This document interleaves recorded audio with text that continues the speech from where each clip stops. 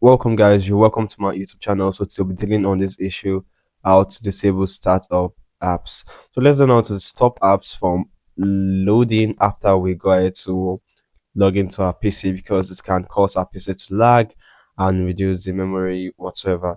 So without wasting much time, I'll be teaching you how to stop the startup apps, because they're actually really annoying and makes your PC very slow. So go ahead to click here on your Windows and try to open your settings.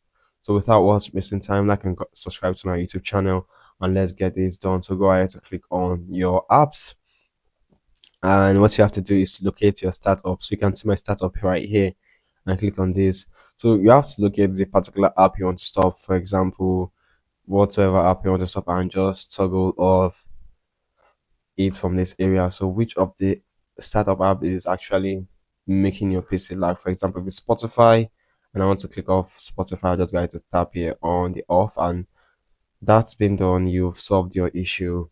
Like and subscribe to my YouTube channel. Thank you so much.